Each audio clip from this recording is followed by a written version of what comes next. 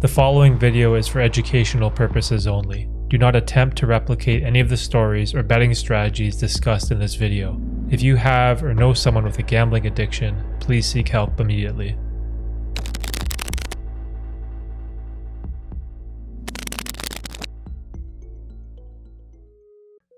January 11th, 2015, 10:43 p.m. I will start this story off with me, 30 years old, and my wife, 21, sitting at a Chinese buffet. We were living in an 800 square foot studio apartment and hating life. We have $500 to our name, and that wasn't going to cut it. Just to live nowadays seems like you need to make $60,000 a year just to be semi-happy. So I throw this idea at her. The idea was that at this hotel casino in Vegas, I had a credit line of $10,000. I received the credit from a buddy who worked there because there would have been no way I would have qualified for it just by walking in and applying. So I say to my wife, why don't I try and gamble a little and see what happens? And if I lose, I can still come home with a little of that $10,000 and figure out a different plan. So we fly out and I ended up winning like $12,000. So life is good. We moved to a bigger apartment, and then like 2 months later, the money has dwindled to like $3,000. We fly back and win another $7,000 or so, and life is good again. For now. Of course, a month or two later, it's time to go back again. We go back and now win like $30,000. Wow, life was really good now.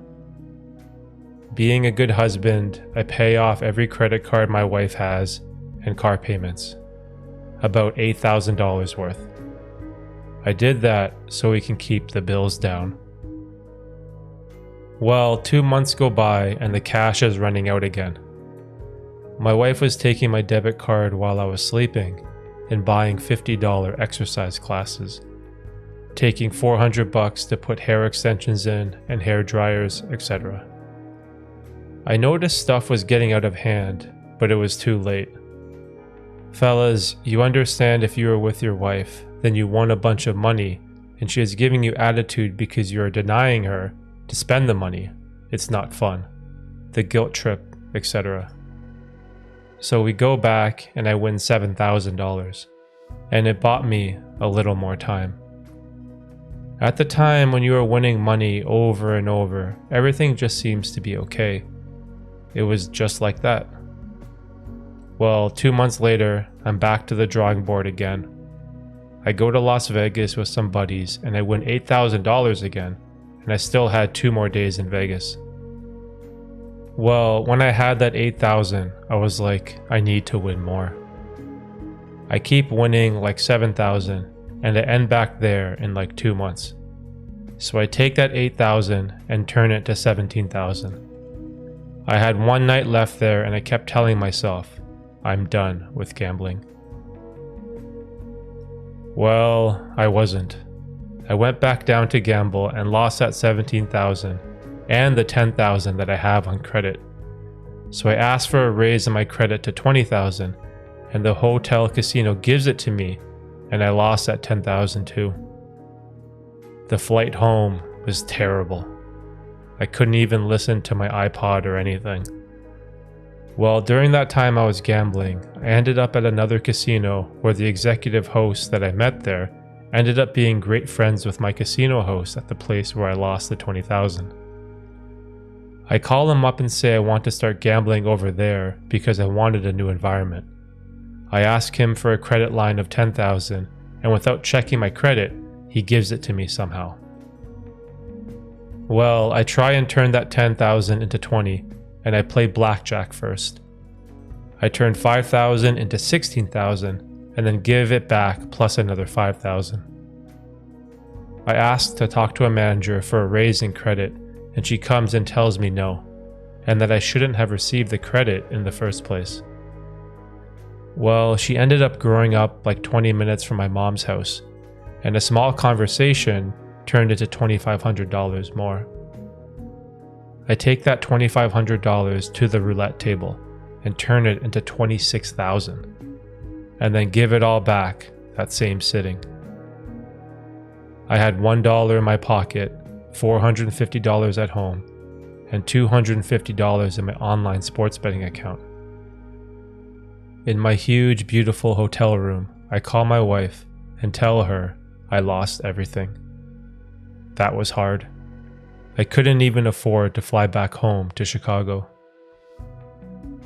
Thanks to my one buddy's help with booking me a flight, I was in my hotel room to place a few bets with my $250 online, and in 24 hours I turned that $250 into $9,000. It was a miracle. I still don't know how I even did it. So I get home and I try to make that $9,000 into more. And now I'm sitting here in my apartment waiting for the rent check to bounce, and I have $80 in my account. What a crazy year. I don't know what to expect, but I know it's not going to be good. I owe $32,000 to 2 different casinos, and I can't pay them back. I think I will end up going to prison, divorced, and bankrupt.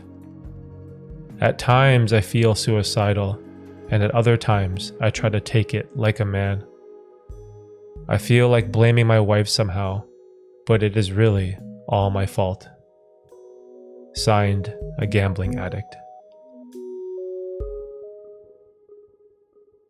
Alright, so we're back with another gambling addiction story video. Now the title of this video I found very intriguing, as it was also extremely fitting in regards to the wild gambling swings that this guy went through. Now after reading this story, my first thought that came to mind was I was really curious as to what was this guy's relationship with gambling prior to this story. What games did he play, what stakes did he play, and how many years has he been playing? As I found it very strange that all of a sudden you just have this thought like, hey, I have this friend who gave me credit at a casino and let's just try gambling and see what happens. Like, this obviously isn't something out of the blue that a normal person would do or think of. Obviously there has to be some type of history with the poster of the story in regards to a gambling habit or gambling addiction. Now, of course, my main objective with all these gambling addiction stories is that hopefully there is some nugget of wisdom or some information from the story that we can take and learn from. And of course, you can tell just how this story turned out that there were a ton of beginner mistakes or habits or tendencies that you could really tell that this guy had a gambling problem. Now, another thing that I'm really curious about was I wondered if this couple had some type of business or a job. Like, I was always wondering, how did they make money? It seemed really strange that they would go to Vegas, win like, I think it was 12 grand in the first trip. And then all of a sudden they would upgrade their apartment. They would, I don't know, just live their life, pay their bills, pay off their credit card bills. But obviously that money is just going to dwindle. So I was like, what is your plan? Do you have a regular income? Do you have a day job that you're not going to? Is gambling the only source of income you have? I was very curious because there wasn't any backstory or information in regards to the guy or his wife in terms of what they did. But it just seemed so crazy to me that the plan is, oh, we won a bunch of money. Let's get a better apartment. Let's pay off our bills, and then just do nothing and wait until the money dwindles, and then realizing, oh, we need more money for our lifestyle, so let's just go back to Vegas and gamble some more. Like, that thought process is just so crazy to me, and I can't comprehend how they're even coming up with this. Now, another point that I should note is that I found this story on a gambling roulette probability website. It was in the forum section. And so I'm assuming that this guy's game of choice was roulette. And that will kind of explain the massive swings in terms of the money that he was winning. As, say, for example, if you are, I don't know, maybe just playing poker or a slot machine, having these wild swings is sort of not possible. But when you're playing a game like roulette, where you can wager heavy on certain odds. Like, say, for example, you bet on just a number, and say you bet, I don't know, $100, and you hit that number. The payout, I think, is 35 to 1. So you can quickly turn $100 into 3,500. So it sounded like this guy's game of choice was roulette when it came to running up all of this money.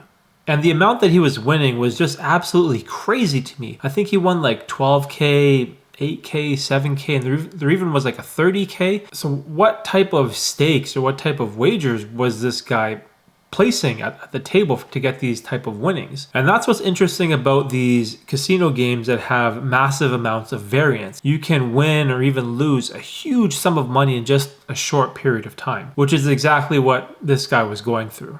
However, at the same time, while I was halfway through the story, I was thinking in my head, man, it's only a matter of time before the odds even out and this guy's hot streak or rush was going to come to an end. But aside from that, I think the worst part about this story was the fact that this guy gambled on casino credit. Now, this is probably one of the craziest things that you can do. If a casino ever offers to give you a line of credit, I don't even know how you get that. And it's one that I don't think I've ever seen personally. All the casinos I've been at, I've never heard of a pit boss or a manager giving out a line of credit to a player. That just seemed crazy to me, especially since this guy, it sounded like he didn't even put any money up front. He just had this existing $10,000 line of credit from his friend who hooked him up. And it's just so wild to me to think that gambling on credit would be a good or fun decision to make in the moment. That is just setting yourself up for absolute financial failure and ruin. And obviously all good things must come to an end. And this guy was the definition of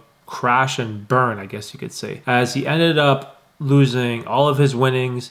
He blew through his line of credit. He somehow borrowed some more money just by talking to this lady who happened to grow up near his mom's house or something like that. And then not only that, he wasn't able to afford his plane ticket back home to Chicago. So this guy is stuck in his casino, in his hotel room in Vegas somewhere, as he gambled all his money away and he can't even get back home. And that is probably one of the saddest and if not worst situations that you can end up in as a gambler. But thank God for this guy's friend who was able to spot him to pay for his plane ticket home. And so I thought, okay, finally this is where the story was going to end and this guy hopefully learned his lesson the hard way. But no, of course not. He goes into detail talking about how he had like $250 remaining on his sports betting account online. And he somehow miraculously turns that into $9,000. And I don't understand, like, what type of sports betting prop or parlay can turn your $250 into $9,000? That's like 30 to 1, 35 to 1. So he must have hit some crazy odds on whatever football, basketball game or hockey game that he bet on. And so even after winning that $9,000, at the end of the story, it sounded like he somehow lost all of that as well, as he was sitting in his apartment waiting for his rent check to bounce, and he ended up only having like $80 left in his bank account. So obviously this guy hit rock bottom, and not only that, he still had those debts to the casino that he owed them for playing on credit. So I have no idea as to how this guy got out of this financial mess, as the story just abruptly ends there, and he signs off by leaving the name Gambling Addict.